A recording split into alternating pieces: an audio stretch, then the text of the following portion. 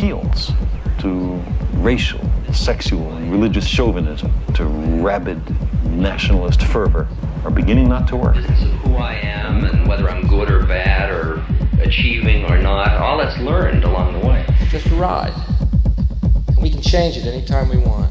It's only a choice. No effort, no work, no job, no savings of money. I realized that I had the game wrong. That the game was to find out what I already was.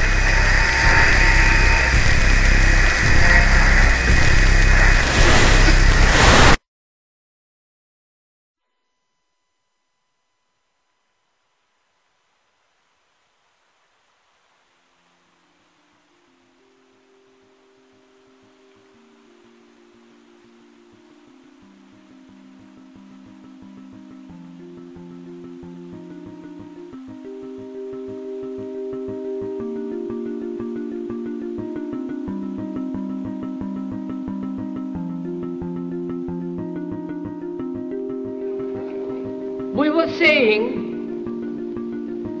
how very important it is to bring about in the human mind the radical revolution. The crisis is a crisis in consciousness,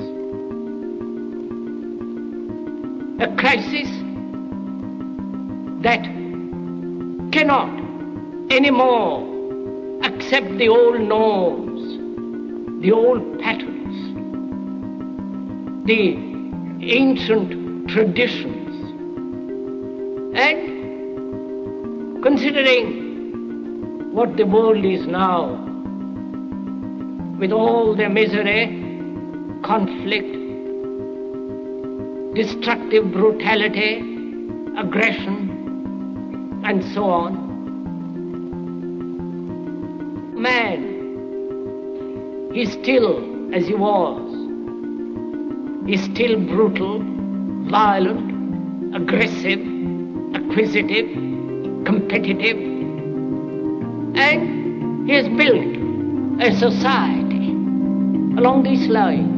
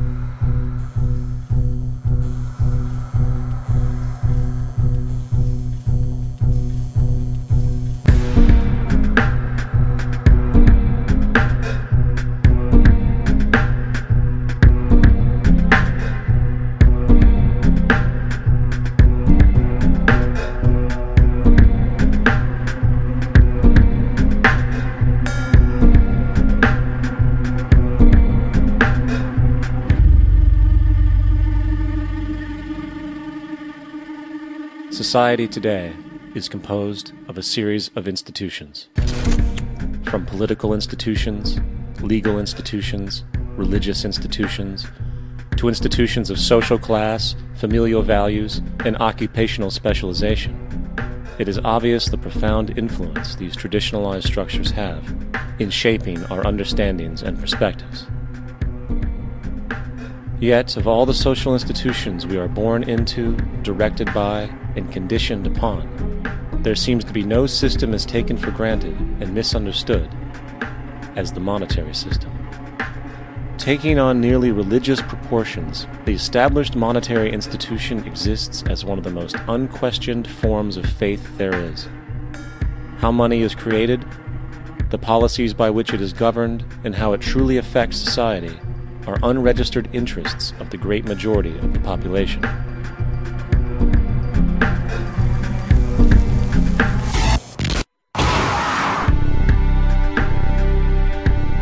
In a world where 1% of the population owns 40% of the planet's wealth, in a world where 34,000 children die every single day from poverty and preventable diseases, and where 50% of the world's population lives on less than $2 a day, one thing is clear: something is very wrong. And whether we are aware of it or not, the lifeblood of all of our established institutions, and thus society itself, is money. Therefore, understanding this institution of monetary policy is critical to understanding why our lives are the way they are. Unfortunately, economics is often viewed with confusion and boredom. Endless streams of financial jargon coupled with intimidating mathematics quickly deters people from attempts at understanding it. However, the fact is, the complexity associated with the financial system is a mere mask, designed to conceal one of the most socially paralyzing structures humanity has ever endured.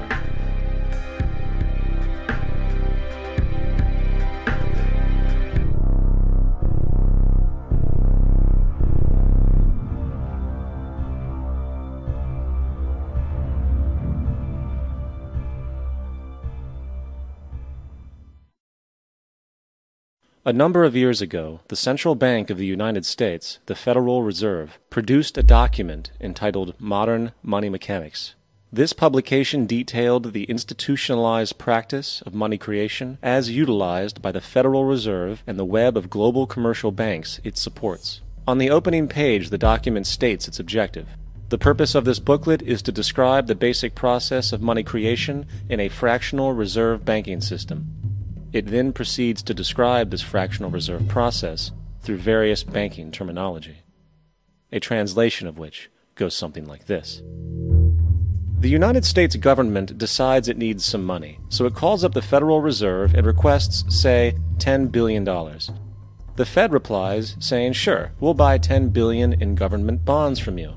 So the government takes some pieces of paper, paints some official-looking designs on them, and calls them treasury bonds. Then it puts a value on these bonds to the sum of $10 billion and sends them over to the Fed.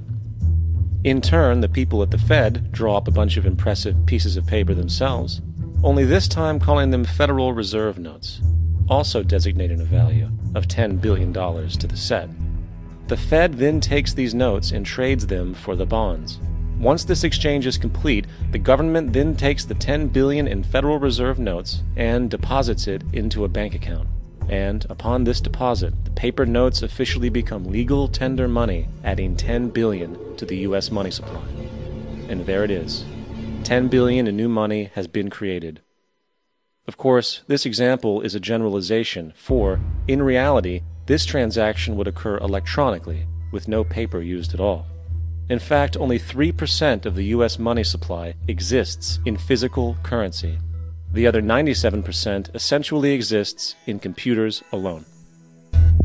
Now, government bonds are, by design, instruments of debt, and when the Fed purchases these bonds, with money it essentially created out of thin air, the government is actually promising to pay back that money to the Fed.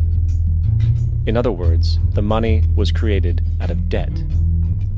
This mind-numbing paradox of how money or value can be created out of debt or a liability will become more clear as we further this exercise.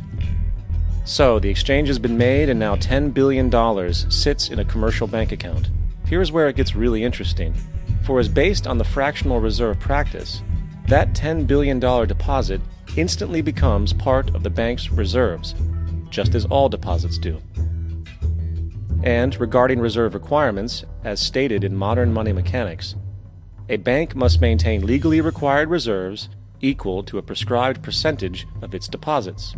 It then quantifies this by stating, under current regulations, the reserve requirement against most transaction accounts is 10%. This means that with a $10 billion deposit, 10%, or $1 billion, is held as the required reserve, while the other $9 billion is considered an excessive reserve and can be used as the basis for new loans. Now, it is logical to assume that this $9 billion is literally coming out of the existing $10 billion deposit.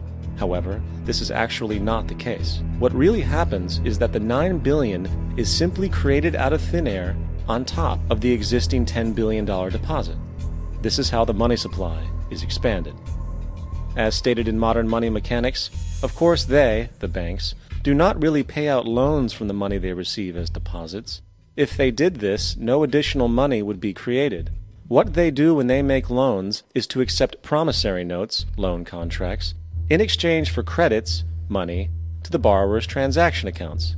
In other words, the $9 billion can be created out of nothing simply because there is a demand for such a loan and that there is a $10 billion deposit to satisfy the reserve requirements.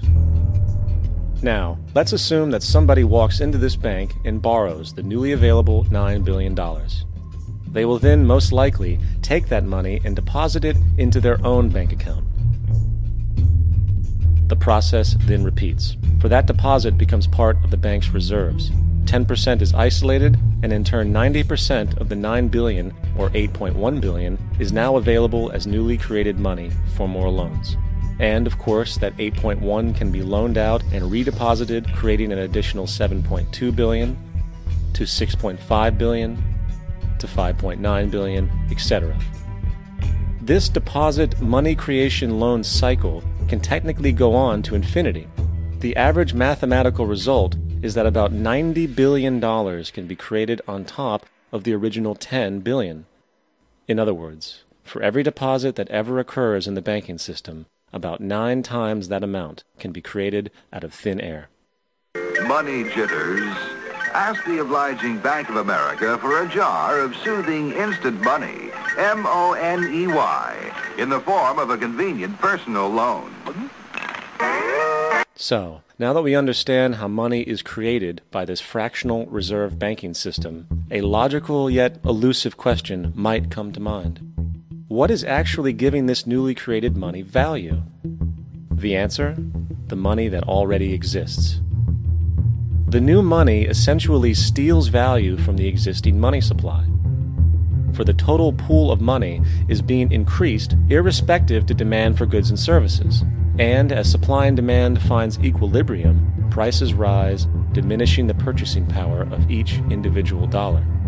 This is generally referred to as inflation, and inflation is essentially a hidden tax on the public.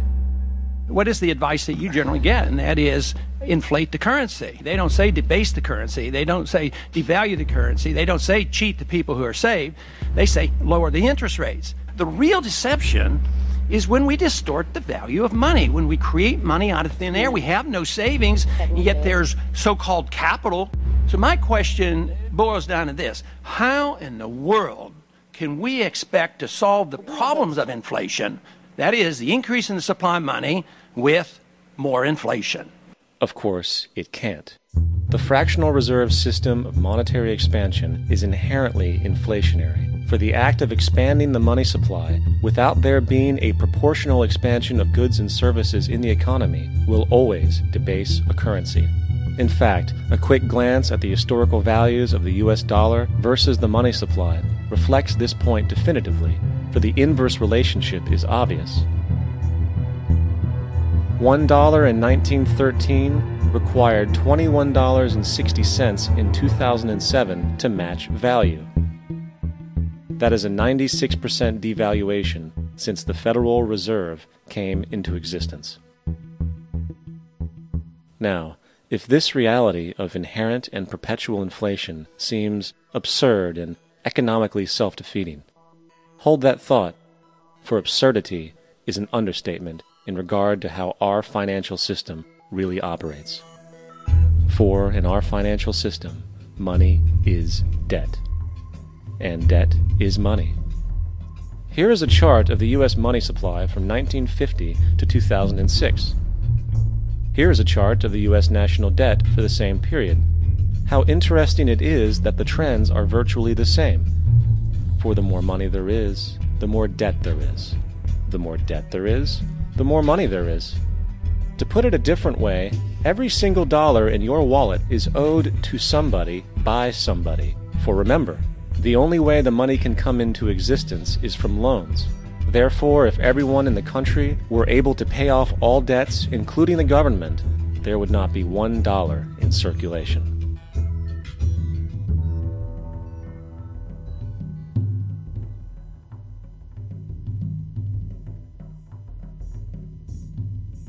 In fact, the last time in American history the national debt was completely paid off was in 1835, after President Andrew Jackson shut down the central bank that preceded the Federal Reserve.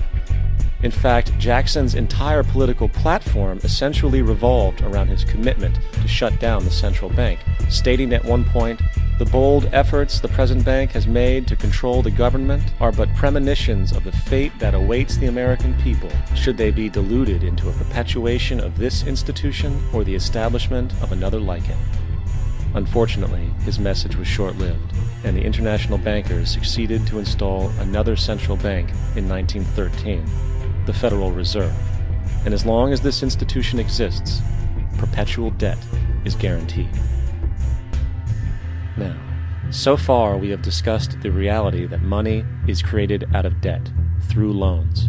These loans are based on a bank's reserves, and reserves are derived from deposits. And through this fractional reserve system, any one deposit can create 9 times its original value, in turn debasing the existing money supply, raising prices in society.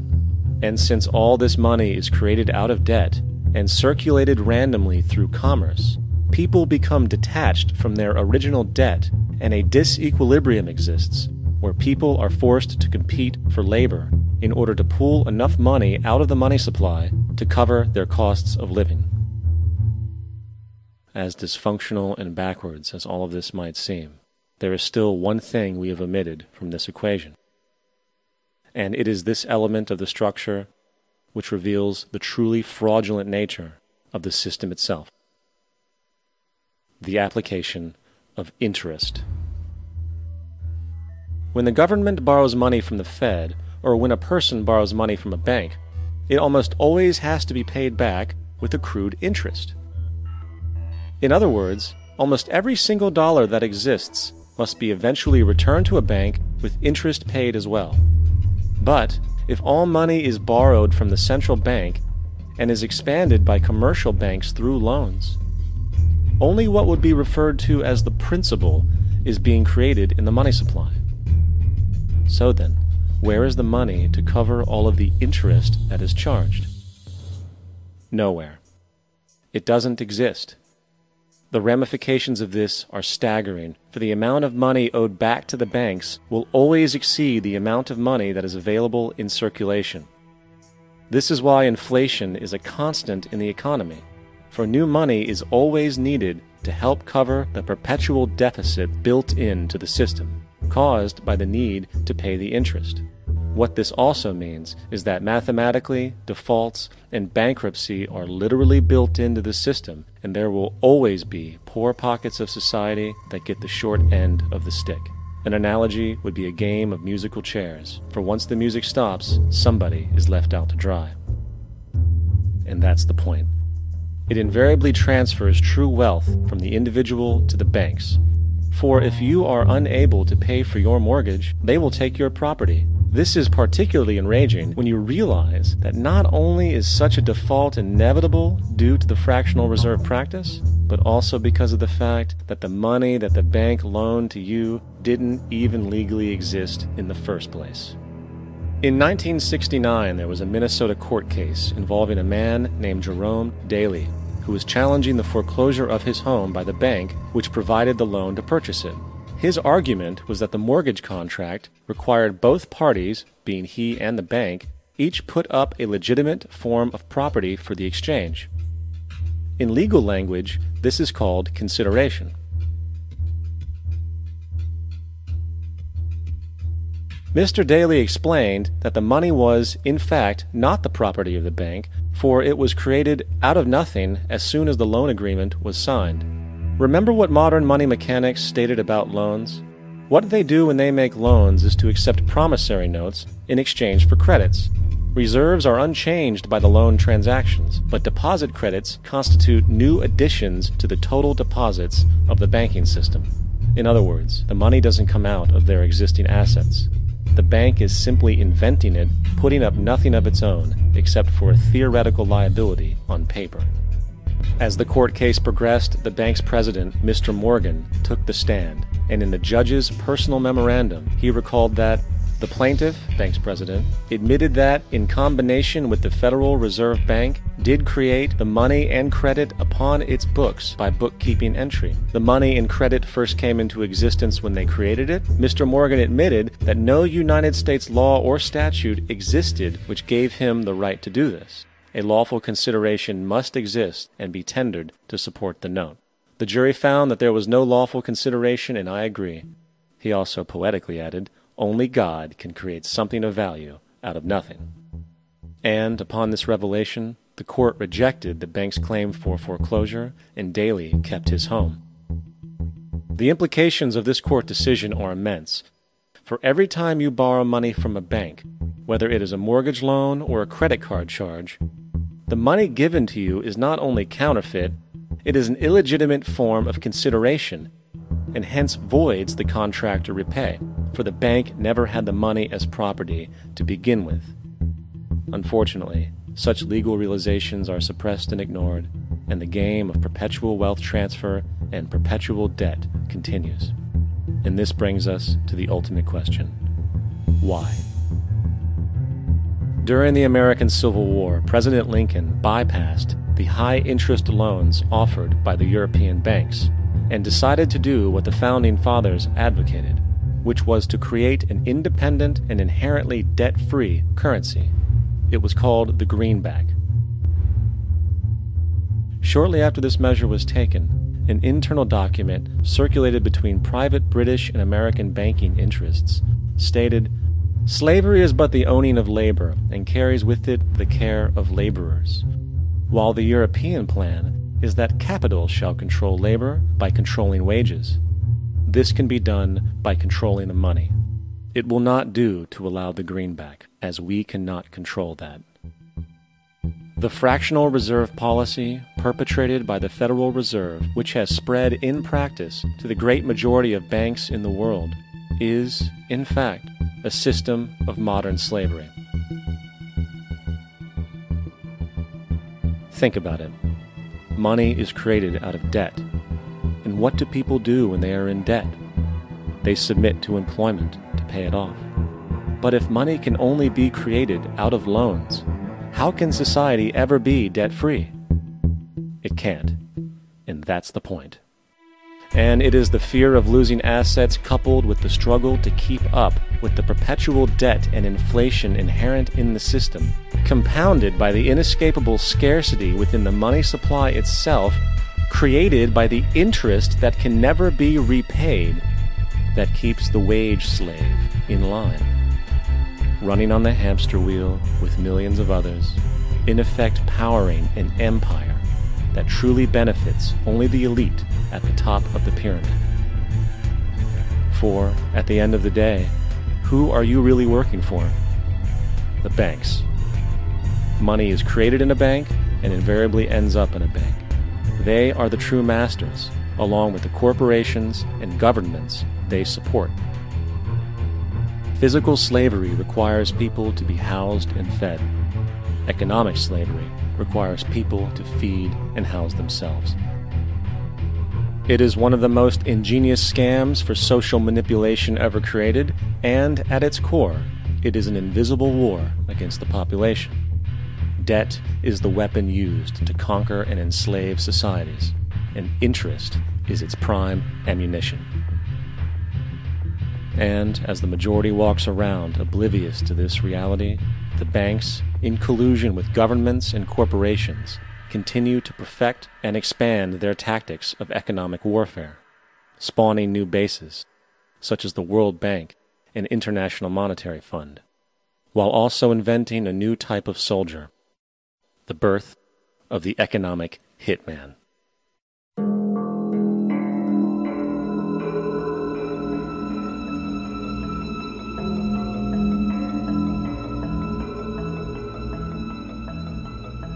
We economic hitmen really have been the ones responsible for creating this first truly global empire.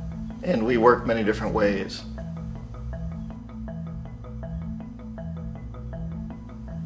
But perhaps the most common is that we will identify a country that has resources our corporations covet, like oil, and then arrange a huge loan to that country from the World Bank or one of its sister organizations.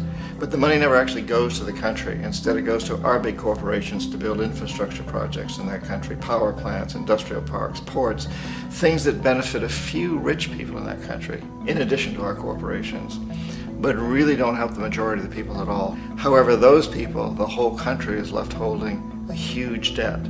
It's such a big debt they can't repay it, and that's part of the plan, that they can't repay it. And so at some point, we economic hitmen go back to them and say, listen, you owe us a lot of money, can't pay your debt, so sell your oil real cheap to our oil companies. Allow us to build a military base in your country, or send troops in support of ours to someplace in the world like Iraq, or vote with us on the next UN vote.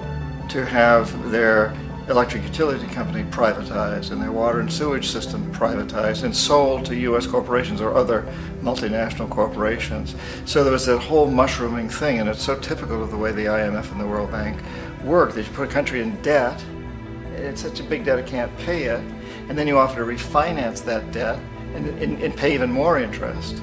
And you demand this quid pro quo, which you call a conditionality or good governance, which means basically that they've got to sell off their resources, including many of their social services, their utility companies, their school systems sometimes, their penal systems, their insurance systems, to foreign corporations. So it's a double, triple, quadruple whammy.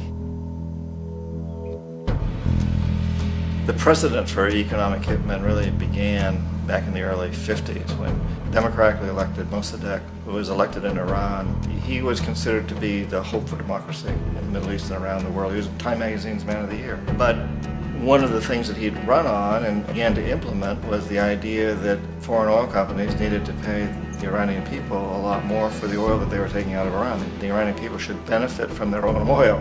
Strange policy. We didn't like that, of course.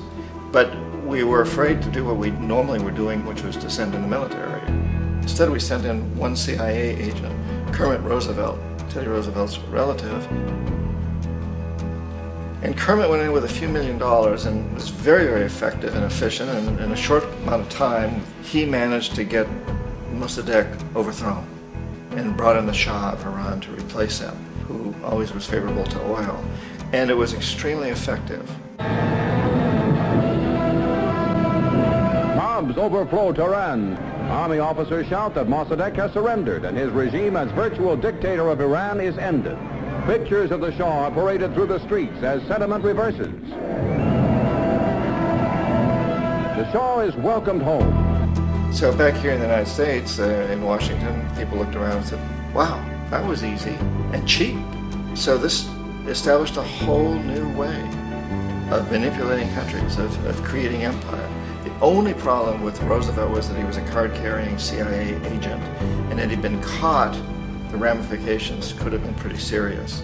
So very quickly at that point, the decision was made to use private consultants to channel the money through the World Bank or the IMF or one of the other such agencies, to bring in people like me who worked for private companies, so that if we got caught, there would be no governmental ramifications.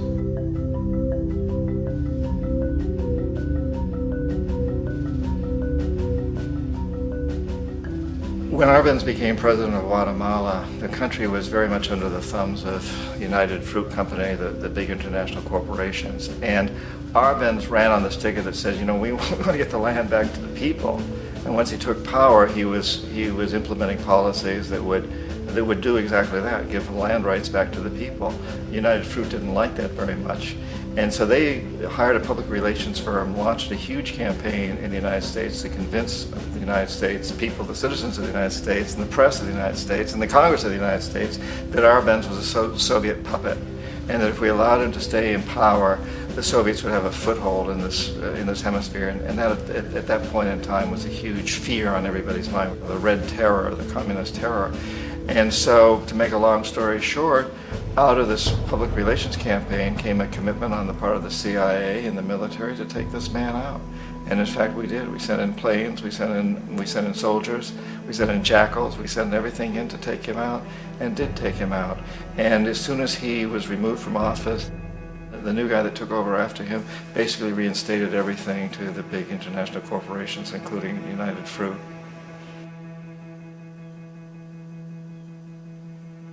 Ecuador for many, many years had been ruled by pro-U.S. dictators, often relatively brutal. Then it was decided that they were going to have a truly democratic election. Jaime Roldos ran for office, and his main goal, he said, as president would be to make sure that Ecuador's resources were used to help the people.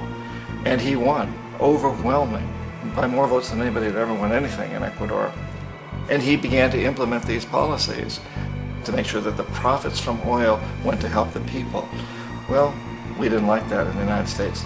I was sent down as one of several economic hitmen to change Roldos, to corrupt him, to bring him around, to let him know, okay, you can get very rich, you and your family, if you play our game, but if you continue to try to keep these policies you've promised, you're going to go. He wouldn't listen. He was assassinated. As soon as the plane crashed, the whole area was cordoned off. The only people allowed in were U.S. military from a nearby base and some of the Ecuadorian military. When an investigation was launched, 2 of the key witnesses died in car accidents before they had a chance to testify. A lot of very, very strange things that went on around the assassination of Jaime Roldos.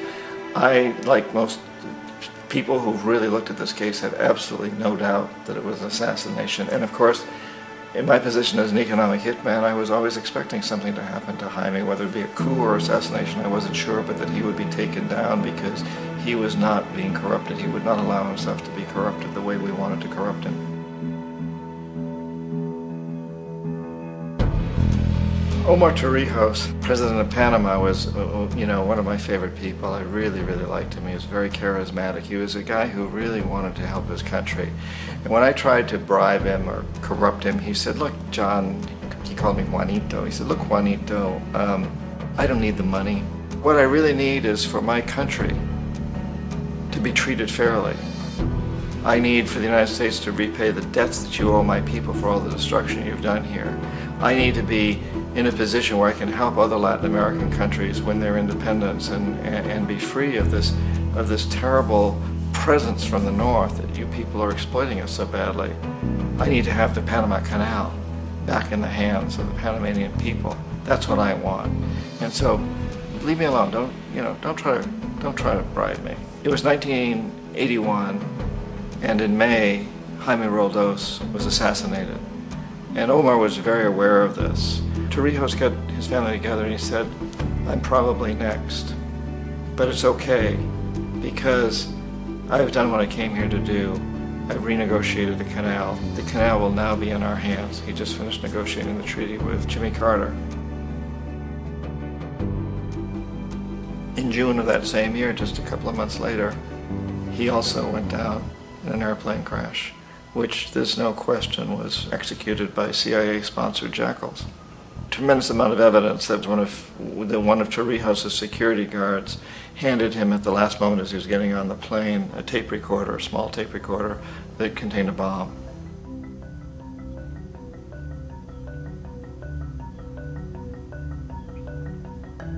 It is interesting to me how this system has continued pretty much the same way for years and years and years, except the economic hitmen have got better and better and better.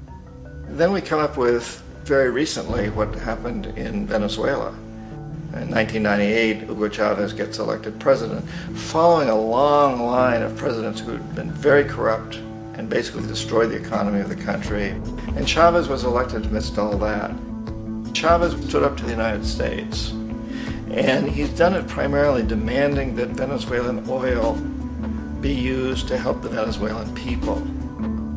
Well, we didn't like that in the United States.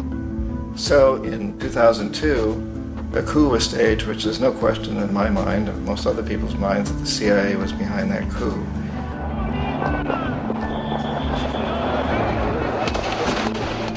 The way that that coup was fomented was very reflective of what Kermit Roosevelt had done in Iran, of paying people to go out into the streets, to riot, to protest, to say this Chavez is very unpopular. You know, if you can get a few thousand people to do that, television can make it look like it's the whole country, and things start to mushroom. Except in the case of Chavez, he was smart enough, and the people were so strongly behind him that they overcame it, which was a phenomenal moment in the history of Latin America.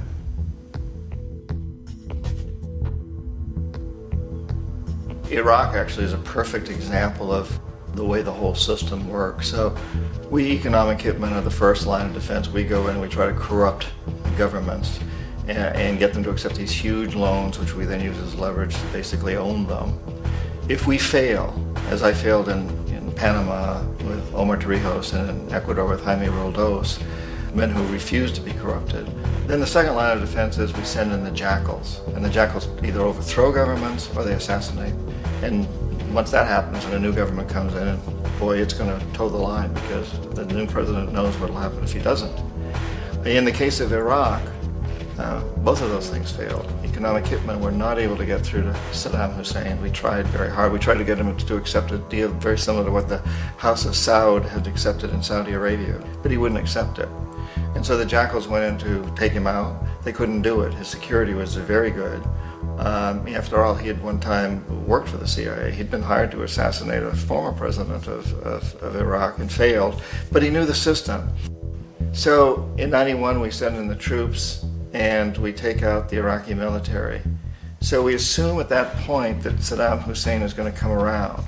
We could have taken him out, of course, at that time, but we didn't want to. He's the kind of strong man we like. He controls his people. We thought he could control the Kurds and keep the Iranians in their border and keep pumping oil for us. And that once we took out his military, now he's going to come around. So the economic hitmen go back in the 90s without success. If they'd had success, he'd still be running the country. We'd be selling him all the fighter jets he wants and everything else he wants. But they couldn't. They didn't have success. The jackals couldn't take him out again. So we sent the military in once again, and this time we did the complete job and took him out, and in the process created for ourselves some very, very lucrative construction deals. We had to reconstruct a country that we'd essentially destroyed, which is a pretty good deal if you own construction companies, big ones. So, you know, Iraq shows the three stages. The economic hitmen failed there, the jackals failed there, and as a final measure, the military goes in. And in that way, we've really created an empire, but we've done it very, very subtly. It's clandestine. All the empires of the past were built on the military, and everybody knew they were building them. So the British knew they were building them, the French, the Germans, the Romans, the Greeks, and they were proud of it. And they always had some excuse, like spreading civilization, spreading some religion, something like that. But they knew they were doing it. We don't. The majority of the people in the United States have no idea that we're living off the benefits of a clandestine empire, that today there's more slavery in the world than ever before. And then you have to ask yourself, well, if it's an empire, then who's the emperor? Obviously, our presidents of the United States are not emperors. An emperor is someone who's not elected, doesn't serve a limited term, and doesn't report to anyone, essentially. So you can't classify our presidents that way. But we do have what I consider to be the equivalent of the emperor, and it's what I call the corporatocracy. The corporatocracy is this group of individuals who run our biggest corporations, and they really act as the emperor of this empire. They control our media, either through direct ownership or advertising. They control most of our politicians because they finance their campaigns, either through their corporations or through personal contributions that come out of the corporations. They're not elected, they don't serve a limited term, they don't report to anybody. And at the very top of the corporatocracy, you really can't tell whether a person's working for a private corporation or the government because they're always moving back and forth. So, you know, you've got a guy who one moment is the president of a big construction company like Halliburton, and the next moment he's vice president of the United States, or the president who is in the oil business. And this is true whether you've got Democrats or Republicans in the office. You have them moving back and forth through the revolving door. And in a way, Our government is invisible a lot of the time, and its policies are carried out by our corporations on one level or another. And then again, the policies of the government are basically forged by the corporatocracy and then presented to the government. They become government policies. So it's an incredibly cozy relationship. This isn't a conspiracy theory type of thing. These people don't have to get together and plot to do things. They all basically work under one primary assumption, and that is that they must maximize profits regardless of the social and environmental costs.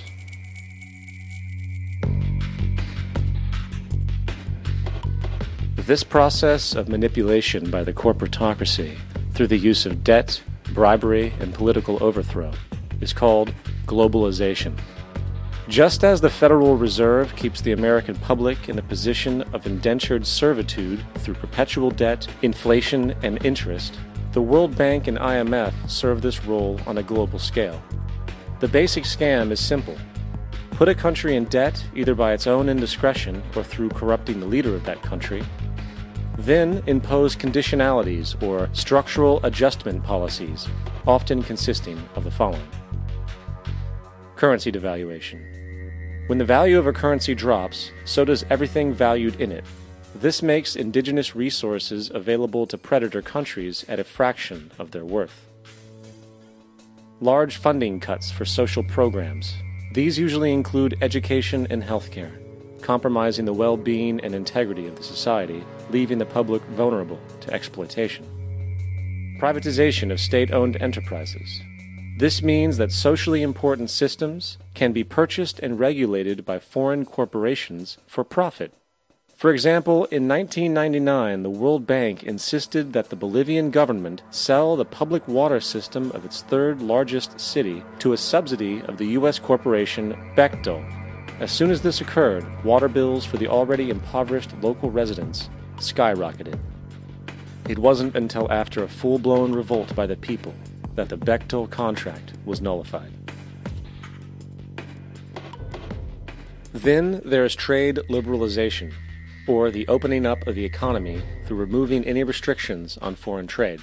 This allows for a number of abusive economic manifestations, such as transnational corporations bringing in their own mass-produced products, undercutting the indigenous production and ruining local economies. An example is Jamaica, which, after accepting loans and conditionalities from the World Bank, lost its largest cash crop markets due to competition with Western imports. Today, countless farmers are out of work, for they are unable to compete with the large corporations. Another variation is the creation of numerous, seemingly unnoticed, unregulated, inhumane sweatshop factories, which take advantage of the imposed economic hardship. Additionally, due to production deregulation, environmental destruction is perpetual, as a country's resources are often exploited by the indifferent corporations while outputting large amounts of deliberate pollution. The largest environmental lawsuit in the history of the world today is being brought on behalf of 30,000 Ecuadorian Amazonian people against Texaco, which is now owned by Chevron. So today it's against Chevron, but for activities conducted by Texaco. Estimated to be more than 18 times what the Exxon Valdez dumped into the coast of Alaska. In the case of Ecuador, it wasn't an accident. The oil companies did it intentionally. They knew they were doing it to save money out there rather than arranging for a proper disposal. Furthermore, a cursory glance at the performance record of the World Bank reveals that the institution, which publicly claims to help poor countries develop and alleviate poverty, has done nothing but increase poverty and the wealth gap, while corporate profits soar. In 1960, the income gap between the fifth of the world's people in the richest countries versus the fifth in the poorest countries was 30 to 1. By 1998, it was 74 to 1. While global GNP rose 40% between 1970 and 1985, those in poverty actually increased by 17%. While from 1985 to 2000, those living on less than $1 a day increased by 18%. Even the Joint Economic Committee of the U.S. Congress admitted that there is a mere 40% success rate of all World Bank projects. In the late 1960s, the World Bank intervened in Ecuador with large loans. During the next 30 years, poverty grew from 50% to 70%. Under or unemployment grew from 15 to 70%. Public debt increased from 240 million to 16 billion, while the share of resources allocated to the poor went from 20% to 6%. In fact, by the year 2000, 50% of Ecuador's national budget had to be allocated for paying its debts. It is important to understand the World Bank is, in fact, a U.S. bank, supporting U.S. interests. For the United States holds veto power over decisions, as it is the largest provider of capital. And where did it get this money? You guessed it. It made it out of thin air through the fractional reserve banking system. Of the world's top 100 economies, as based on annual GDP, 51 are corporations, and 47 of that 51 are U.S.-based.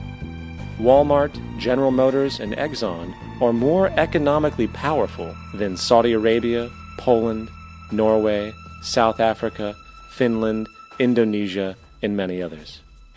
And, as protective trade barriers are broken down, currencies tossed together and manipulated in floating markets, and state economies overturned in favor of open competition and global capitalism, the empire expands. You get up on your little 21-inch screen and howl about America and democracy. There is no America. There is no democracy. There is only IBM and ITT and AT&T and DuPont, Dow, Union Carbide, and Exxon. Those are the nations of the world today. What do you think the Russians talk about in their councils of state? Karl Marx? They get out their linear programming charts, statistical decision theories, Minimax solutions, and compute the price-cost probabilities of their transactions and investments, just like we do. We no longer live in a world of nations and ideologies, Mr. Beale. The world is a college of corporations, inexorably determined by the immutable bylaws of business.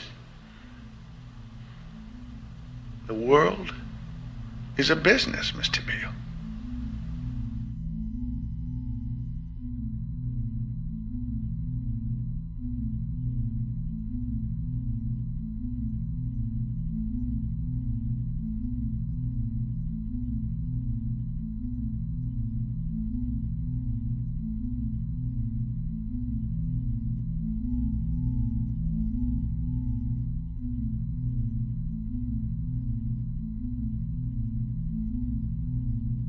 The world is being taken over by a handful of business powers who dominate the natural resources we need to live while controlling the money we need to obtain these resources. The end result will be world monopoly, based not on human life, but financial and corporate power. And as the inequality grows, naturally more and more people are becoming desperate. So the establishment was forced to come up with a new way to deal with anyone who challenges the system. So they gave birth to the terrorist. The term terrorist is an empty distinction, designed for any person or group who chooses to challenge the establishment. This isn't to be confused with the fictional Al-Qaeda, which was actually the name of a computer database for the US-supported Mujahideen in the 1980s.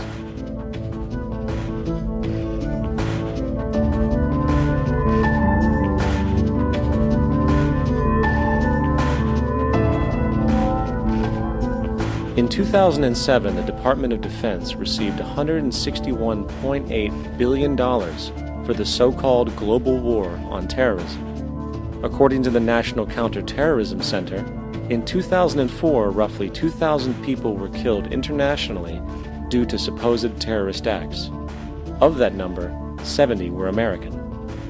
Using this number as a general average, which is extremely generous, it is interesting to note that twice as many people die from peanut allergies a year than from terrorist acts.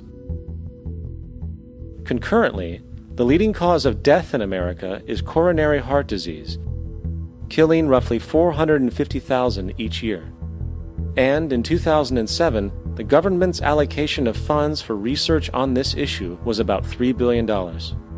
This means that the U.S. government in 2007 spent 54 times the amount for preventing terrorism than it spent for preventing a disease which kills 6,600 times more people annually than terrorism does. Yet, as the name terrorism and Al-Qaeda are arbitrarily stamped on every news report relating to any action taken against U.S. interests, the myth grows wider. In mid-2008, the U.S. Attorney General actually proposed that the U.S. Congress officially declare war against the fantasy. Not to mention, as of July 2008, there are now over 1 million people currently on the U.S. terrorist watch list.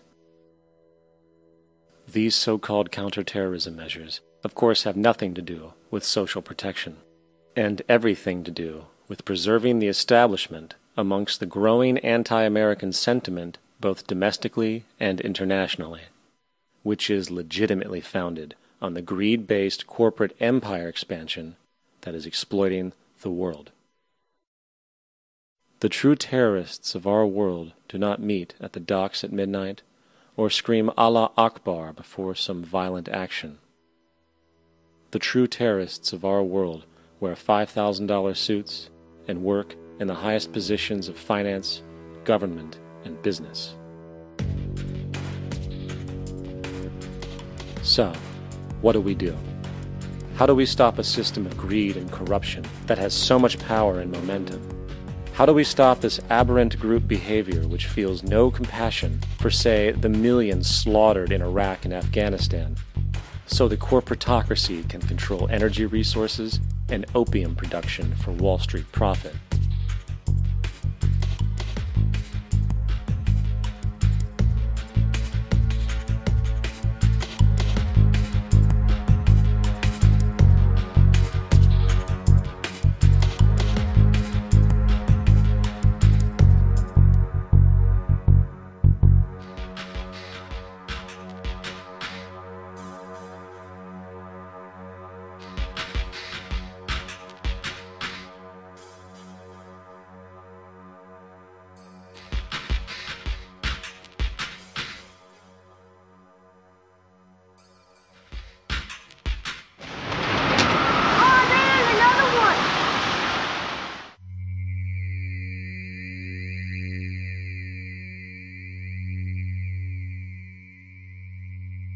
How do we stop a system of greed and corruption that condemns poor populations to sweatshop slavery for the benefit of Madison Avenue?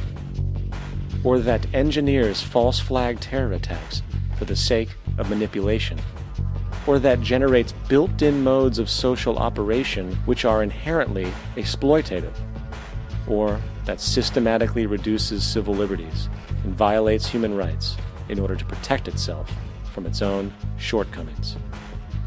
How do we deal with the numerous covert institutions, such as the Council on Foreign Relations, the Trilateral Commission, and the Bilderberg Group, and other undemocratically elected groups which, behind closed doors, collude to control the political, financial, social, and environmental elements of our lives? In order to find the answer, we must first find the true underlying cause. For the fact is, the selfish, corrupt, power, and profit-based groups are not the true source of the problem. They are symptoms.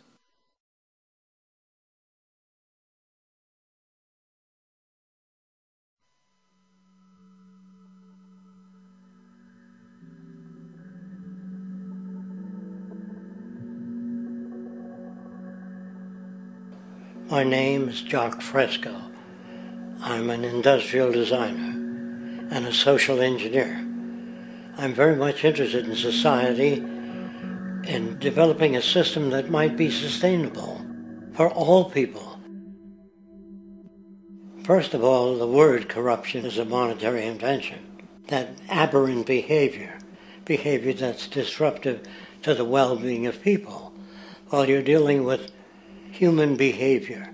And human behavior appears to be environmentally determined, meaning if you were raised by the Seminole Indians as a baby, never saw anything else, you'd hold that value system.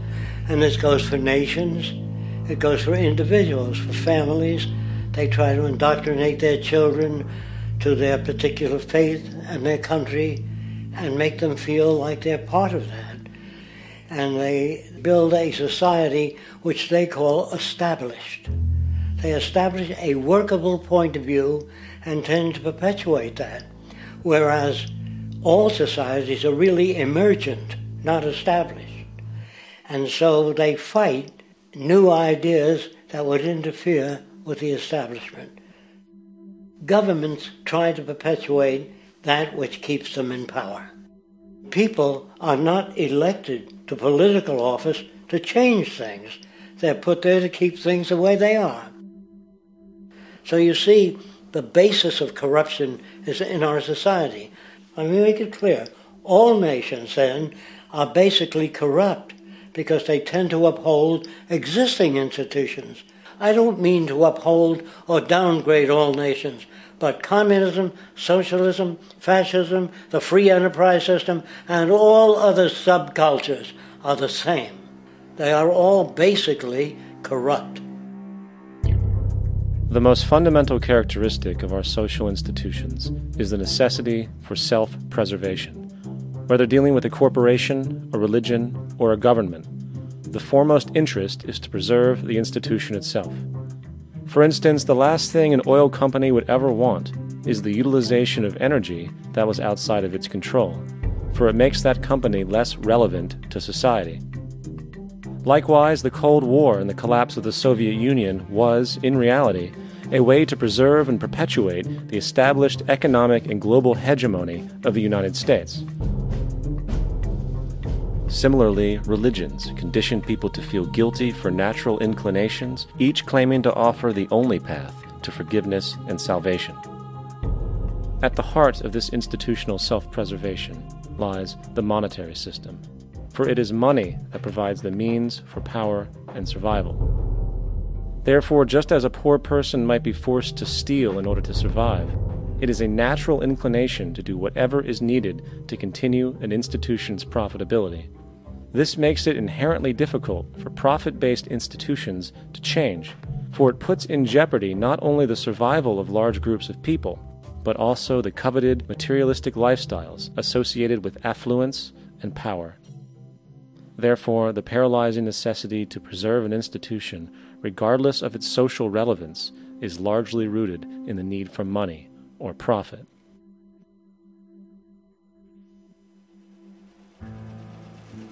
What's in it for me is why people think.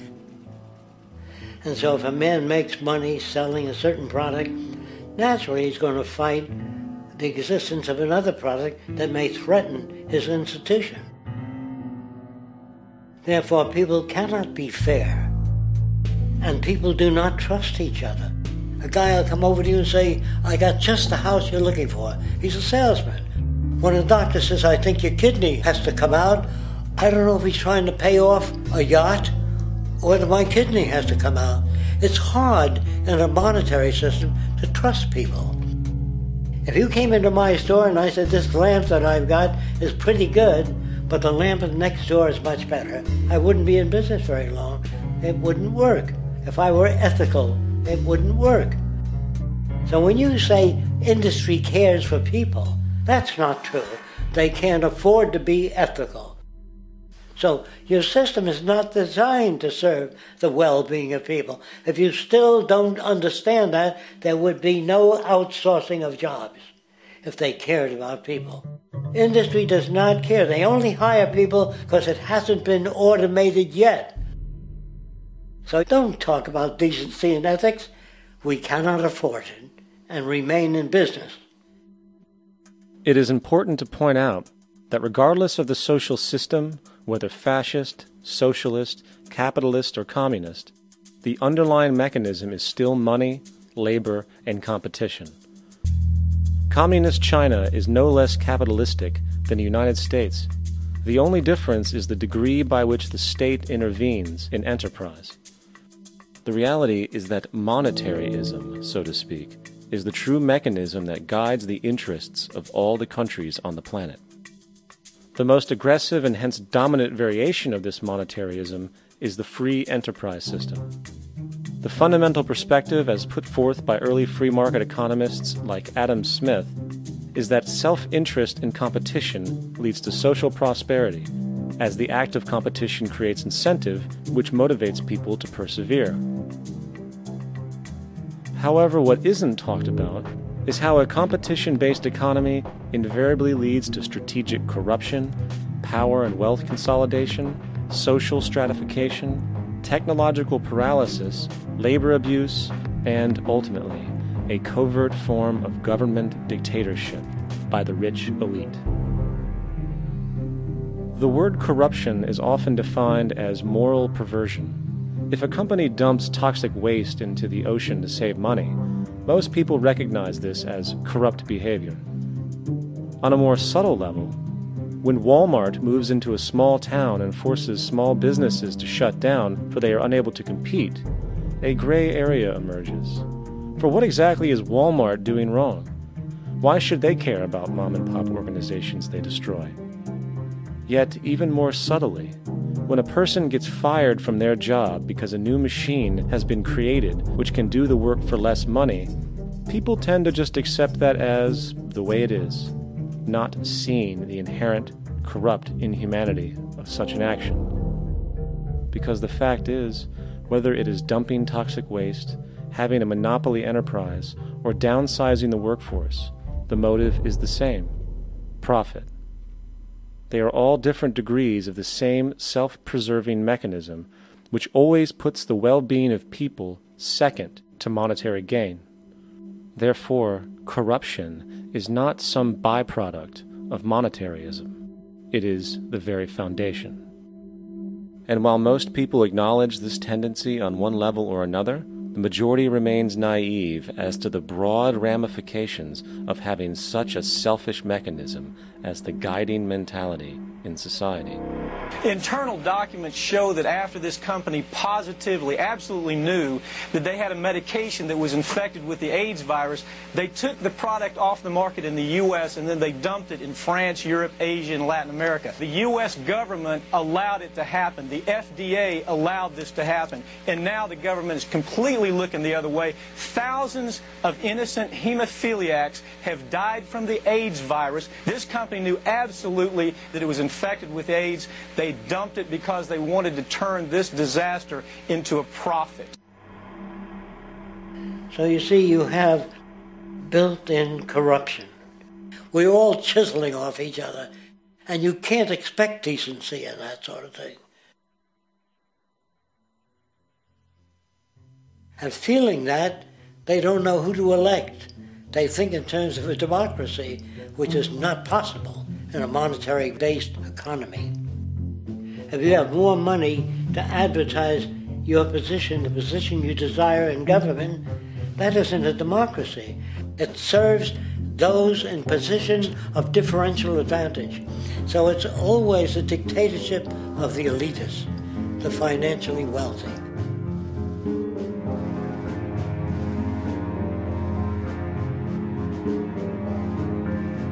It is an interesting observation to note how seemingly unknown personalities magically appear on the scene as presidential candidates.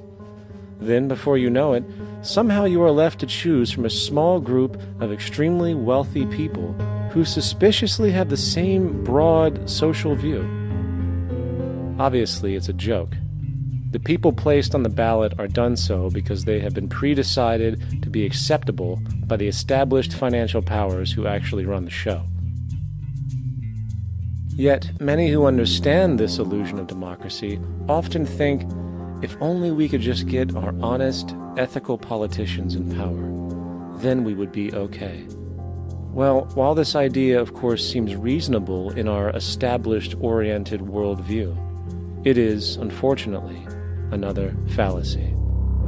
For when it really comes down to what is actually important, the institution of politics, and thus politicians themselves, have absolutely no true relevance as to what makes our world and society function. It's not politicians that can solve problems. They have no technical capabilities. They don't know how to solve problems. Even if they were sincere, they don't know how to solve problems. It's the technicians that produce the desalination plants. It's the technicians that give you electricity, that give you motor vehicles, that heat your house and cool it in the summertime. It's technology that solves problems, not politics. Politics cannot solve problems because they're not trained to do so. Very few people today stop and consider what it is that actually improves their lives. Is it money? Obviously not. One cannot eat money or stuff money into their car to get it to run. Is it politics? All politicians can do is create laws, establish budgets, and declare war. Is it religion? Of course not. Religion creates nothing except intangible emotional solace for those who require it. The true gift that we as human beings have, which has been solely responsible for everything that has improved our lives, is technology. What is technology? Technology is a pencil which allows one to solidify ideas on paper for communication. Technology is an automobile which allows one to travel faster than feet would allow. Technology is a pair of eyeglasses which enables sight for those who need it. Applied technology itself is merely an extension of human attributes which reduces human effort, freeing humans from a particular chore or problem. Imagine what your life would be like today without a telephone, or an oven, or a computer, or an airplane. Everything in your home which you take for granted, from a doorbell to a table to a dishwasher, is technology generated from the creative, scientific ingenuity of human technicians, not money, politics, or religion. These are false institutions. And writing your congressman is fantastic. They tell you to write your congressman if you want something done. The men in Washington should be at the forefront of technology, the forefront of human studies, the forefront of crime, all the factors that shape human behavior. You don't have to write your congressman. What kind of people are they that are appointed to do that job? The future will have great difficulty. And the question that's raised by politicians is, how much will a project cost? The question is not, how much will it cost? Do we have the resources? And we have the resources today to house everyone, build hospitals all over the world, build schools all over the world, the finest equipment and labs for teaching and doing medical research. So you see, we have all that, but we're in a monetary system. And in a monetary system, there's profit. And what is the fundamental mechanism that drives the profit system besides self-interest? What is it exactly that maintains that competitive edge at its core? Is it high efficiency and sustainability? No, that isn't part of their design. Nothing produced in our profit-based society is even remotely sustainable or efficient. If it was, there wouldn't be a multi-million-dollar-a-year service industry for automobiles, nor would the average lifespan for most electronics be less than 3 months before they're obsolete. Is it abundance? Absolutely not. Abundance, as based on the laws of supply and demand, is actually a negative thing. If a diamond company finds 10 times the usual amount of diamonds during their mining, it means the supply of diamonds has increased, which means the cost and profit per diamond drops. The fact is, efficiency, sustainability, and abundance are enemies of profit. To put it into a word, it is the mechanism of scarcity that increases profits. What is scarcity?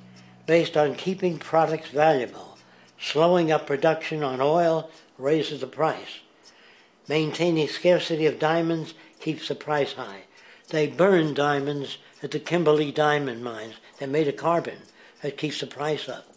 So then, what does it mean for society when scarcity, either produced naturally or through manipulation, is a beneficial condition for industry. It means that sustainability and abundance will never ever occur in a profit system, for it simply goes against the very nature of the structure. Therefore, it is impossible to have a world without war or poverty.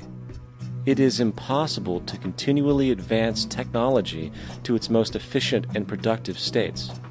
And, most dramatically, it is impossible to expect human beings to behave in truly ethical or decent ways.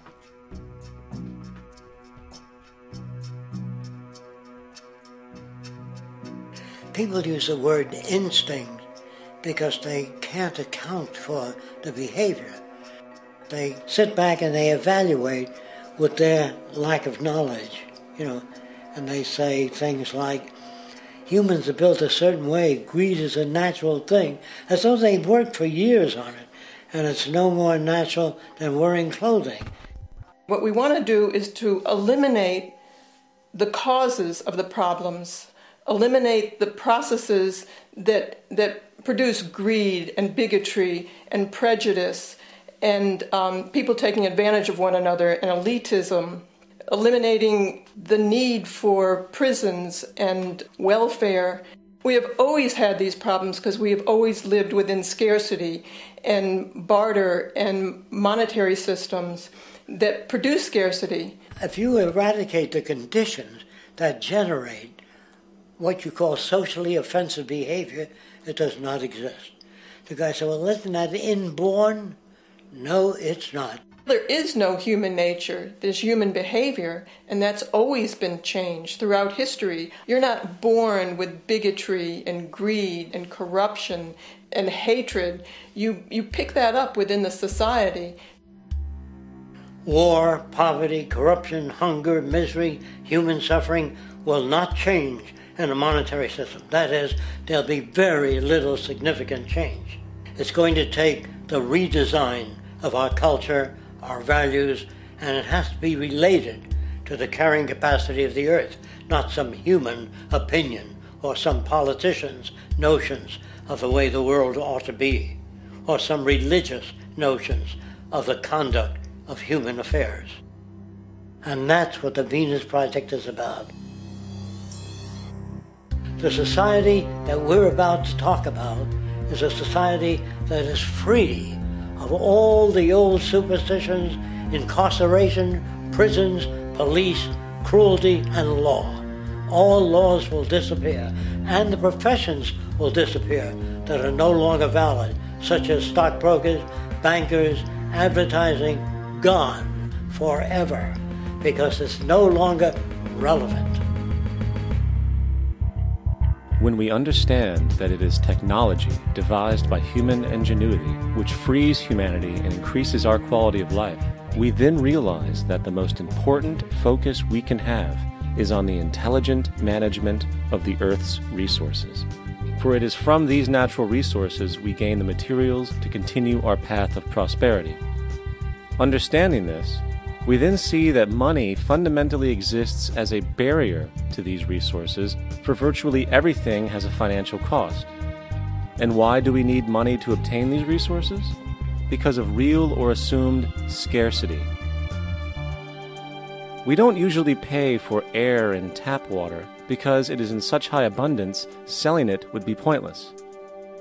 So then, logically speaking, if resources and technologies applicable to creating everything in our societies, such as houses, cities, and transportation, were in high enough abundance, there would be no reason to sell anything. Likewise, if automation and machinery was so technologically advanced as to relieve human beings of labor, there would be no reason to have a job. And with these social aspects taken care of, there would be no reason to have money at all. So the ultimate question remains. Do we on Earth have enough resources and technological understanding to create a society of such abundance that everything we have now could be available without a price tag and without the need for submission through employment? Yes, we do. We have the resources and technology to enable this at a minimum, along with the ability to raise the standard of living so high that people in the future will look back at our civilization now and gawk at how primitive and immature our society was. What the Venus Project proposes is an entirely different system that's updated to present-day knowledge. We've never given scientists the problem of how do you design a society which would eliminate boring and monotonous jobs, that would eliminate accidents in transportation, that would enable people to have a high standard of living, that would eliminate poisons in our food, that would give us other sources of energy that are clean and efficient. We can do that out there.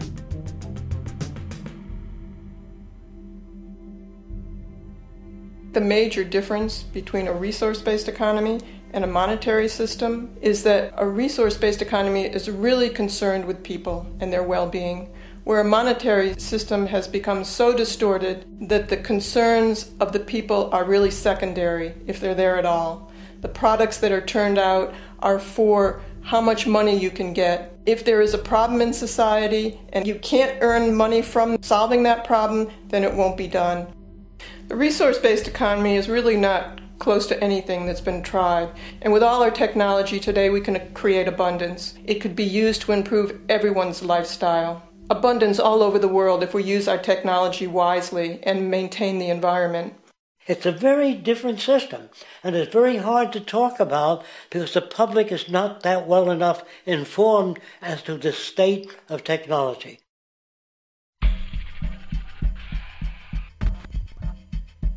At present, we don't have to burn fossil fuels.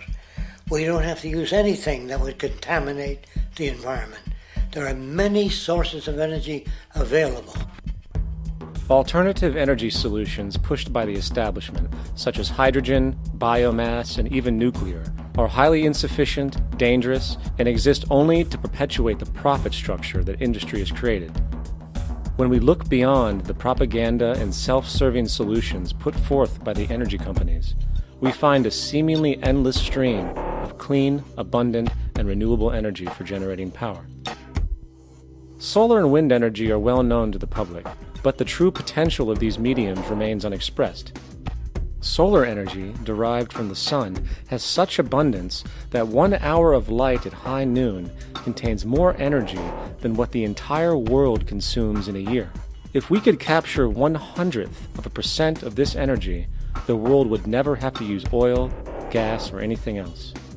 The question then is not availability, but the technology to harness it. And there are many advanced mediums today which could accomplish just that, if they were not hindered by the need to compete for market share with the established energy power structures. Then there's wind energy. Wind energy has long been denounced as weak, and due to being location-driven, impractical. This is simply not true. The U.S. Department of Energy admitted in 2007 that if wind was fully harvested in just 3 of America's 50 states, it could power the entire nation. And then there are the rather unknown mediums of tidal and wave power. Tidal power is derived from tidal shifts in the ocean. Installing turbines which capture this movement generates energy. In the United Kingdom, 42 sites are currently noted as available, forecasting that 34% of all the UK's energy could come from tidal power alone. Wave power, which extracts energy from the surface motions of the ocean, is estimated to have a global potential of up to 80,000 terawatt-hours a year. This means 50% of the entire planet's energy usage could be produced from this medium alone.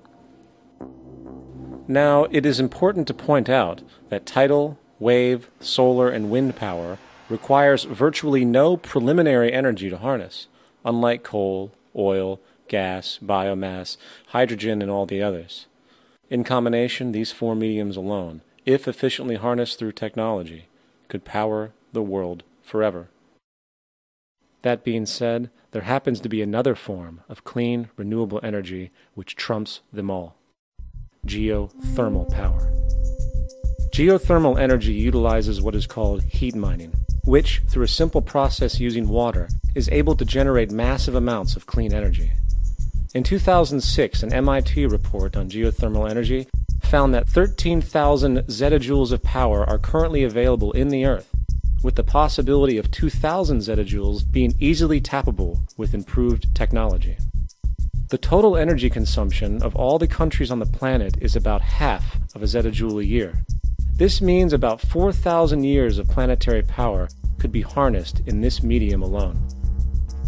And when we understand that the Earth's heat generation is constantly renewed, this energy is really limitless and could be used forever. These energy sources are only a few of the clean, renewable mediums available, and as time goes on, we will find more. The grand realization is that we have total energy abundance without the need for pollution, traditional conservation, or, in fact, a price tag. And what about transportation?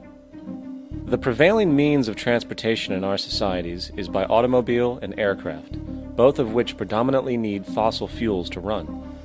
In the case of the automobile, the battery technology needed to power an electric car that can go over 100 miles an hour for over 200 miles on one charge exists, and has existed for many years. However, due to battery patents controlled by the oil industry, which limits their availability to maintain market share, coupled with political pressure from the energy industry, the accessibility and affordability of this technology is limited. There is absolutely no reason other than pure, corrupt profit interest that every single vehicle in the world cannot be electric and utterly clean, with zero need for gasoline. As far as airplanes, it is time we realize that this means of travel is inefficient, cumbersome, slow, and causes far too much pollution. This is a maglev train. It uses magnets for propulsion. It is fully suspended by a magnetic field and requires less than 2% of the energy used for plane travel. The train has no wheels, so nothing can wear out. The current maximum speed of versions of this technology, as used in Japan, is 361 miles per hour. However, this version of the technology is very dated. An organization called ET3, which has connections with the Venus Project, has established a tube-based maglev that can travel up to 4,000 miles per hour in a motionless, frictionless tube, which can go over land or underwater. Imagine going from LA to New York for an extended lunch break, or from Washington, D.C. to Beijing, China in 2 hours. This is the future of continental and intercontinental travel, fast, clean, with only a fraction of the energy usage we use today for the same means. In fact, between maglev technology, advanced battery storage, and geothermal energy, there would be no reason to ever burn fossil fuels again. And we can do this now if we were not held back by the paralyzing profit structure. Now, America is inclined toward fascism. It has a propensity by its dominant philosophy and religion to uphold the fascist point of view. American industry is essentially a fascist institution. If you don't understand that, the minute you punch that time clock, you walk into a dictatorship. We're given notions about the respectability of work, and I really look at it as being paid slavery. They're brought up to believe that you shall earn your living by the sweat of your brow. That holds people back, freeing people from drudgery, repetitive jobs which make them ignorant. You rob them. In our society, that is a resource-based economy, machines free people. You see, we can't imagine that because we've never known that kind of world.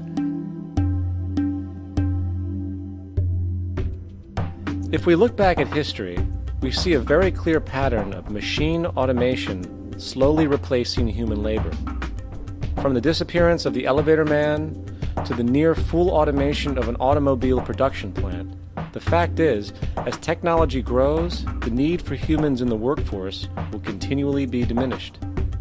This creates a serious clash, which proves the falseness of the monetary-based labor system.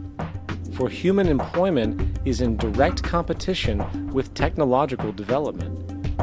Therefore, given the fundamental priority of profit by industry, people through time will be continually laid off and replaced by machine. When industry takes on a machine, instead of shortening the workday, they downsize. You lose your job. So you have a right to fear machines. In a high-technology, resource-based economy, it is conservative to say that about 90% of all current occupations could be phased out by machines, freeing humans to live their life without servitude, for this is the point of technology itself. And through time, with nanotechnology and other highly advanced forms of science, it is not far-fetched to see how even complex medical procedures could be performed by machines as well, and based on the pattern, with much higher success rates than humans get today. The path is clear, but our monetary-based structure, which requires labor for income, blocks this progress, for humans need jobs in order to survive. The bottom line is that this system must go, or we will never be free, and technology will be constantly paralyzed. When you have machines that clean out sewers, it frees a human being from doing that. So look at machines as extensions of human performance. Furthermore, many occupations today will have simply no basis to exist in a resource-based economy, such as anything associated with the management of money, advertising, along with the legal system itself. For without money, a great majority of the crimes that are committed today would never occur. Virtually all forms of crime are a consequence of the monetary system, either directly or by neuroses inflicted through financial deprivation. Therefore, laws themselves could eventually become extinct. Instead of putting up a sign, drive carefully, slippery when wet, put abrasive in the highway so it's not slippery when wet. And if a person gets in a car they're drunk and the car oscillates a great deal, there's a little pendulum that swings up and back, and that'll pull the car over to the side. Not a law. Solution. Put sonar and radar in automobiles so they can't hit one another. Man-made laws are attempts to deal with occurring problems, and not knowing how to solve them, they make a law. In the United States, the most privatized, capitalist country on the planet, it should come as no surprise that it also has the largest prison population in the world, growing every year. Statistically, most of these people are uneducated and come from poor, deprived societies. And, contrary to propaganda, it is this environmental conditioning which lures them into criminal and violent behavior. However, society looks the other way in regard to this point. The legal and prison systems are just more examples of how our society avoids examining the root causes of behavior. Billions are spent each year on prisons and police, while only a fraction is spent on programs for poverty, which is one of the most fundamental variables responsible for crime to begin with. And as long as we have an economic system which prefers and in fact creates scarcity and deprivation, crime will never go away.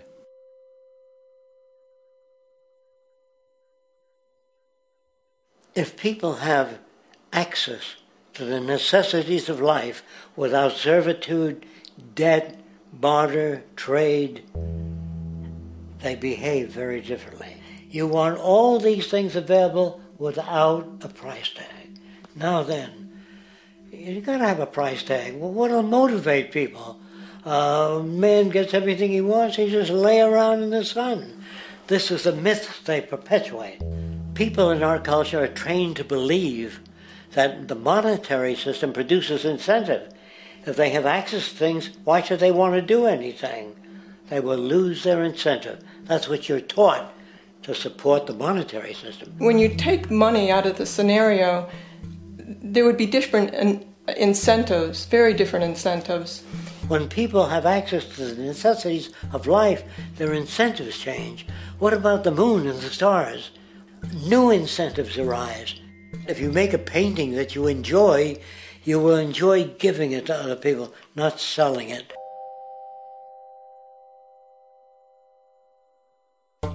I think most of the education that I've seen today is essentially producing a person for a job. It's very specialized. They're not generalists. People don't know a lot about a lot of different subjects.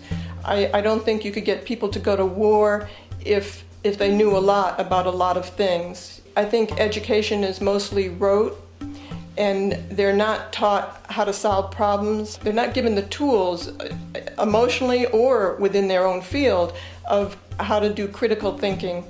A resource-based economy, the education would be very different. Our society's major concern is mental development and to motivate each person to their highest potential. Because our philosophy is the smarter people are, the richer the world, because everybody becomes a contributor. The smarter your kids are, the better my life will be, because they'll be contributing more constructively to the environment and to my life, because everything that we devise within a resource-based economy would be applied to society. There would be nothing to hold it back. Patriotism, weapons, armies, navies, all that is a sign that we're not civilized yet. Kids will ask their parents, didn't you see the necessity of machines? Dad, couldn't you see that war was inevitable when you produce scarcity? Isn't it obvious? Of course the kid will understand that you were pinheads, raised merely to serve the established institutions. We're such an abominable, sick society that we won't make the history book. They just say that large nations took land from smaller nations, used force and violence. You'll get history talked about as corrupt behavior all the way along until the beginning of the civilized world. That's when all the nations work together. World unification, working toward common good for all human beings, and without anyone being subservient to anyone else, without social stratification, whether it be technical elitism or any other kind of elitism, eradicated from the face of the earth. The state does nothing because there is no state. There is no state. The system I advocate, a resource-based global economy, is not perfect. It's just a lot better than what we have. We can never achieve perfection.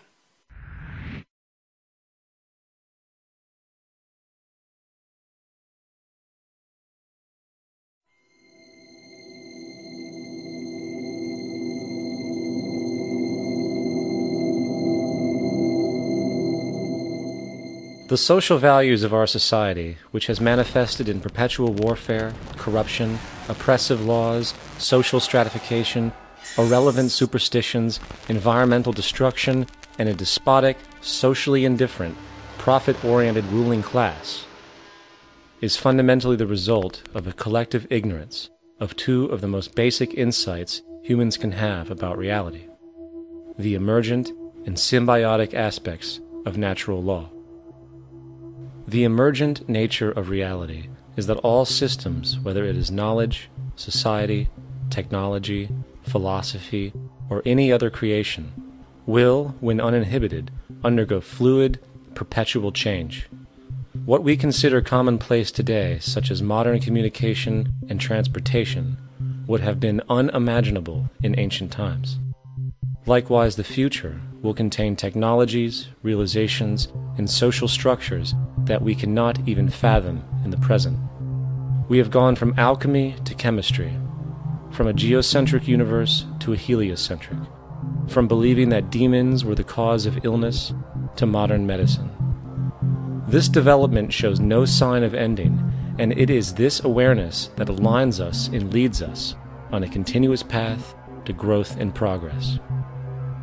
Static, empirical knowledge does not exist. Rather, it is the insight of the emergence of all systems we must recognize. This means we must be open to new information at all times, even if it threatens our current belief system and hence identities. Sadly, society today has failed to recognize this, and the established institutions continue to paralyze growth by preserving outdated social structures. Simultaneously, the population suffers from a fear of change, for their conditioning assumes a static identity, and challenging one's belief system usually results in insult and apprehension, for being wrong is erroneously associated with failure, when, in fact, to be proven wrong should be celebrated, for it is elevating someone to a new level of understanding, furthering awareness. The fact is, there is no such thing as a smart human being, for it is merely a matter of time before their ideas are updated, changed, or eradicated. And this tendency to blindly hold on to a belief system, sheltering it from new, possibly transforming information, is nothing less than a form of intellectual materialism. The monetary system perpetuates this materialism not only by its self-preserving structures, but also through the countless number of people who have been conditioned into blindly and thoughtlessly upholding these structures, therefore becoming self-appointed guardians of the status quo. Sheep, which no longer need a sheepdog to control them, for they control each other by ostracizing those who step out of the norm. This tendency to resist change and uphold existing institutions for the sake of identity, comfort, power, and profit is completely unsustainable, and will only produce further imbalance, fragmentation, distortion, and invariably, destruction. It's time to change. From hunters and gatherers, to the agricultural revolution, to the industrial revolution, the pattern is clear. It is time for a new social system which reflects the understandings we have today. The monetary system is a product of a period of time where scarcity was a reality. Now, with the age of technology, it is no longer relevant to society. Gone with the aberrant behavior it manifests. Likewise, dominant worldviews, such as theistic religion, operate with the same social irrelevancy. Islam, Christianity, Judaism, Hinduism, and all of the others exist as barriers to personal and social growth, for each group perpetuates a closed worldview, and this finite understanding that they acknowledge is simply not possible in an emergent universe. Yet, religion has succeeded in shutting down the awareness of this emergence by instilling the psychological distortion of faith upon its followers, where logic and new information is rejected in favor of traditionalized, outdated beliefs. The concept of God is really a method of accounting for the nature of things. In the early days, people didn't know enough about how things formed, how nature worked, so they invented their own little stories. And they made God in their own image. A guy that gets angry. When people don't behave right, he creates floods and earthquakes. They say it's an act of God. A cursory glance at the suppressed history of religion reveals that even the foundational myths themselves are emergent culminations, developed through influence over time. For example, a cardinal doctrine of the Christian faith is the death and resurrection of Christ. This notion is so important that the Bible itself states, "And if Christ be not risen, then is our preaching vain, and your faith is also vain." Yet it is very difficult to take this account literally, for not only is there no primary source denoting this supernatural event in secular history, awareness of the enormous number of pre-Christian saviors who also died and were resurrected immediately puts the story in mythological territory by association. Early church figures such as Tertullian went to great lengths to break these associations, even claiming that the devil caused the similarities to occur, stating in the 2nd century, "The devil, whose business is to pervert the truth, mimics the exact circumstance of the divine sacraments. He baptizes his believers and promises forgiveness of sins. He celebrates the oblation of bread and brings in the symbol of the resurrection. Let us therefore acknowledge the craftiness of the devil, who copied certain things of those that be divine." What is truly sad, however, is that when we cease the idea that the stories from Christianity, Judaism, Islam, and all the others are literal history, and accept them for what they really are, which are purely allegorical expressions derived from many faiths, we see that all religions share a common thread, and it is this unifying imperative that needs to be recognized and appreciated. Religious belief has caused more fragmentation and conflict than any other ideology. Christianity alone has 34,000 different subgroups. The Bible is subject to interpretation. When you read it, you say, I think Jesus meant this. I think Job meant that. Oh no, he meant this. So you have the Lutheran, the Seventh-day Adventist, the Catholic, and a church divided is no church at all. And a church divided is no church at all. And this point on division, which is a trademark of all theistic religions, brings us to our second failure of awareness, the false assumption of separation through the rejection of the symbiotic relationship of life. Apart from the understanding that all natural systems are emergent, where all notions of reality will be constantly developed, altered, and even eradicated, we must also understand that all systems are, in fact, invented fragments, merely for the sake of conversation. For there is no such thing as independence in nature. The whole of nature is a unified system of interdependent variables, each a cause and a reaction, existing only as a concentrated whole. You don't see the plug connected to the environment, so it looks like we're free, wandering around. Take the oxygen away, we all die immediately. Take plant life away, we die. And without the sun, all the plants die. So we are connected. We really must take into account the totality. This isn't just a human experience on this planet. This is a total experience. And we know we can't survive without plants and animals. We know we can't survive without the four elements, you know. And so when are we going to really start taking that into account? That's what it is to be successful. Success depends on how well we relate to everything around us. I'm very aware of the fact that my grandson cannot possibly hope to inherit a sustainable, peaceful, stable, socially just world unless every child today growing up in Ethiopia, in Indonesia, in Bolivia, in Palestine, in Israel also has that same expectation. You got to take care of the whole community or you're going to have serious problems. And now we have to see that the whole world is the community. And we must all take care of each other that way. And it's not just a community of human beings. It's a community of plants and animals and elements. And we really need to understand that. That's what's going to bring us joy, too, and pleasure. That's what's missing in our lives right now. We can call it spirituality, but the fact of the matter is joy comes from that bliss of connectedness. That's our God spirit. That's that side of ourselves that really feels it. And you can feel it deep inside you. It's this amazing, wonderful feeling. And you know it when you get it. You don't get it from money. You get it from connection. Now, if that isn't a hazard to this country, how are we going to keep building nuclear weapons? You know what I mean? What's going to happen to the arms industry when we realize we're all one? It's going to fuck up the economy. The economy that's fake anyway. The economy that's fake anyway. The economy that's fake anyway. The economy that's fake anyway. The economy that's fake anyway. Which would be a real bummer. You can see why the government's cracking down on the idea of experiencing unconditional love.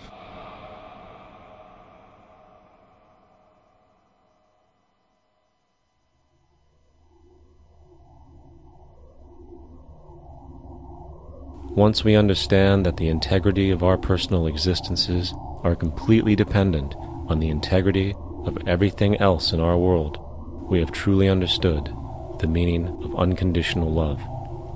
For love is extensionality, and seeing everything as you and you as everything can have no conditionalities.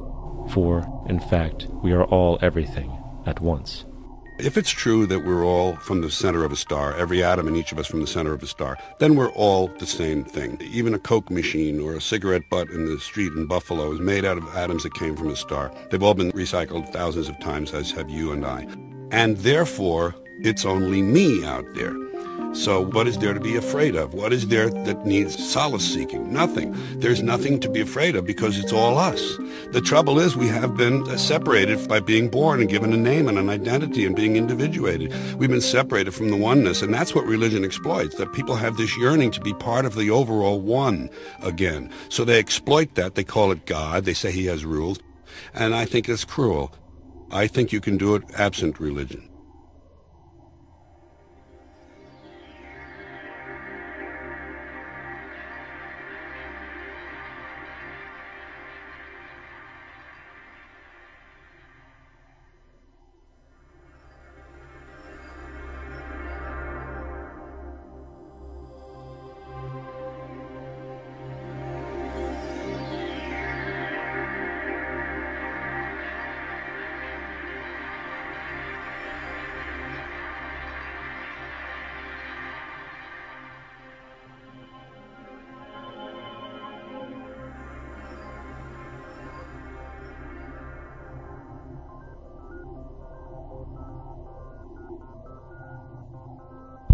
It's time to claim the unity our outmoded social systems have broken apart, and work together to create a sustainable global society where everyone is taken care of and everyone is truly free. Your personal beliefs, whatever they may be, are meaningless when it comes to the necessities of life. Every human being is born naked, needing warmth, food, water, shelter. Everything else is auxiliary. Therefore, the most important issue at hand is the intelligent management of the Earth's resources. This can never be accomplished in a monetary system, for the pursuit of profit is the pursuit of self-interest, and therefore imbalance is inherent. Simultaneously, politicians are useless, for our true problems in life are technical, not political. Furthermore, ideologies that separate humanity, such as religion, need strong reflection in the community in regard to its value, purpose, and social relevancy. Hopefully, through time, religion will lose its materialism and basis in superstition and move into the useful field of philosophy. The fact is, society today is backwards, with politicians constantly talking about protection and security rather than creation, unity, and progress. The U.S. alone now spends about $500 billion annually on defense. That is enough to send every high school senior in America to a four-year college.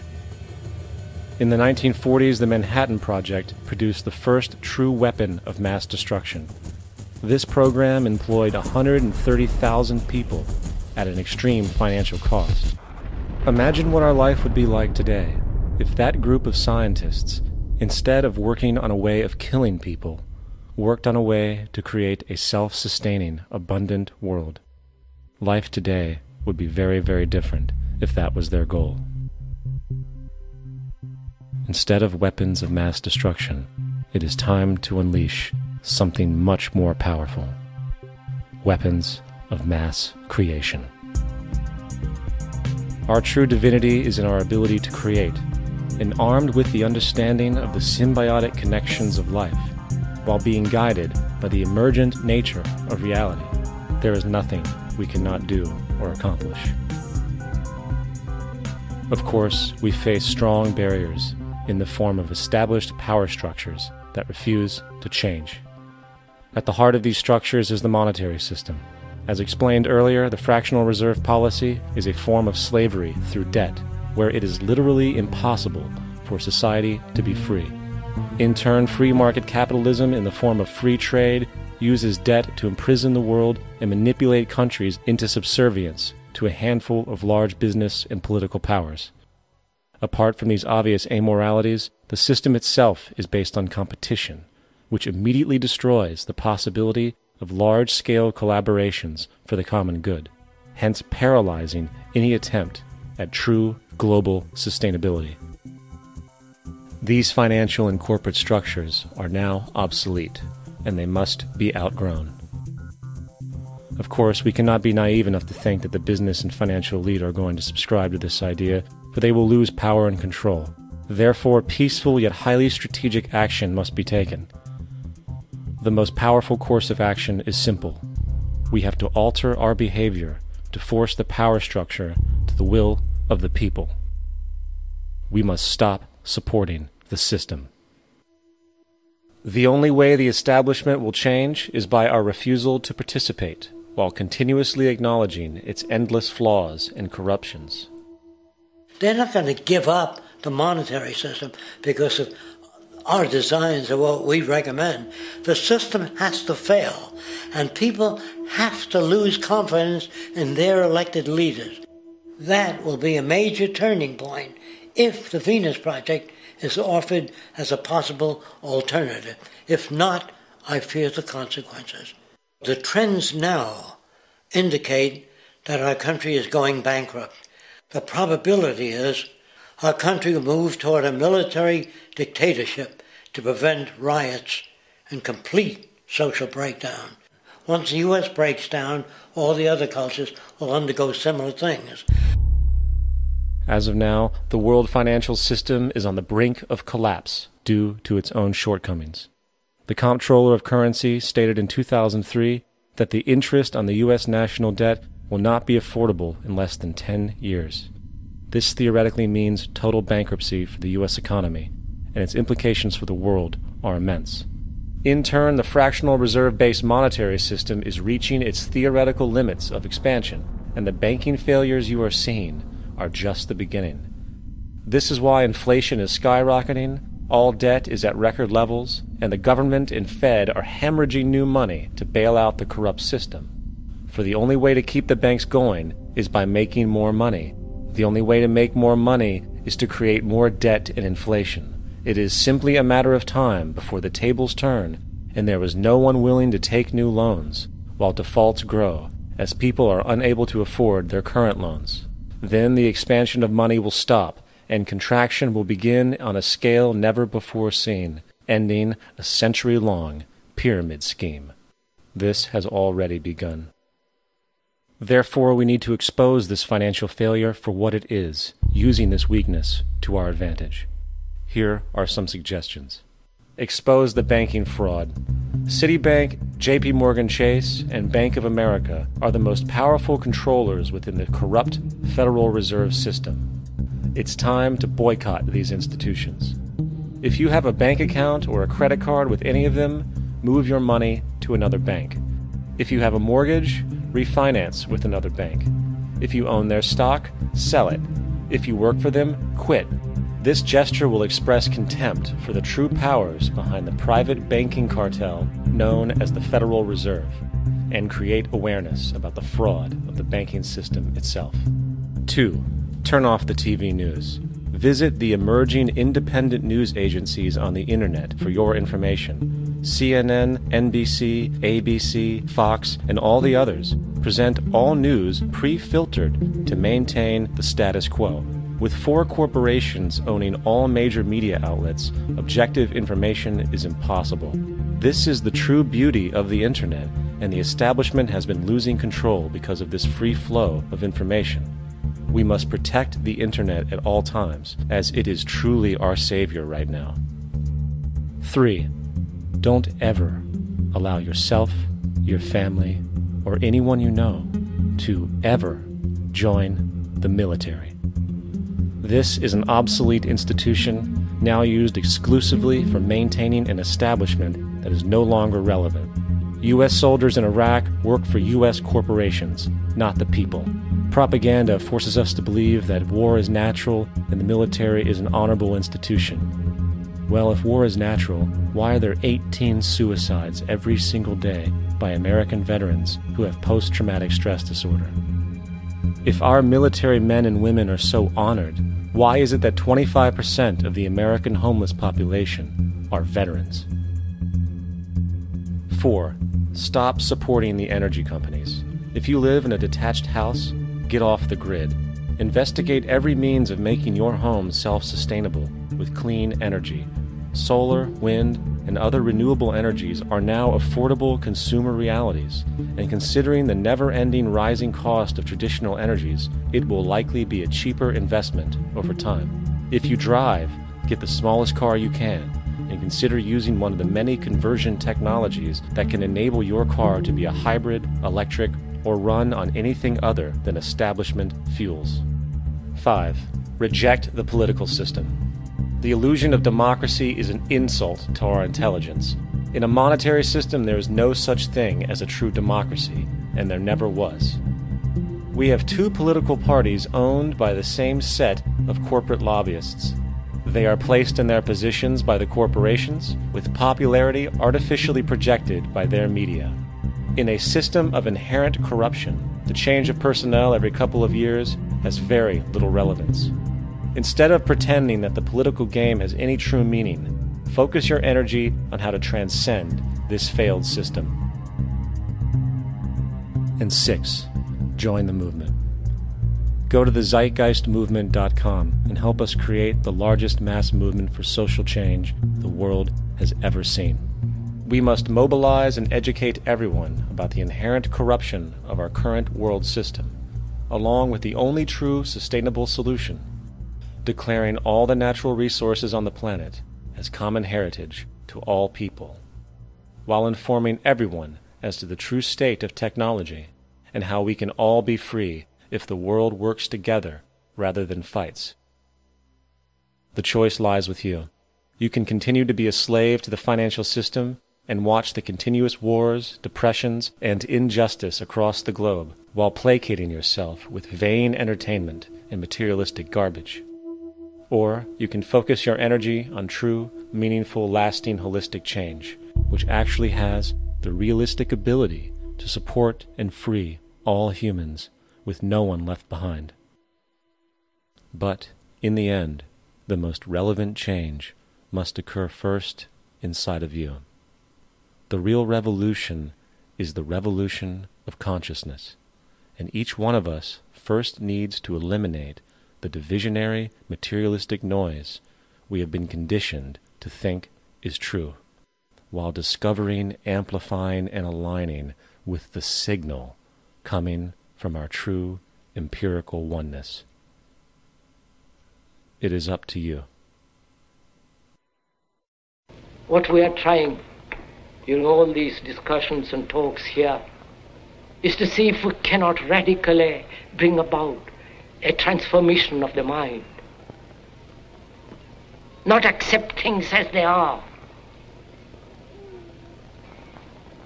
but to understand it, to go into it, to examine it, give your heart and your mind with everything that you have to find out a way of living differently.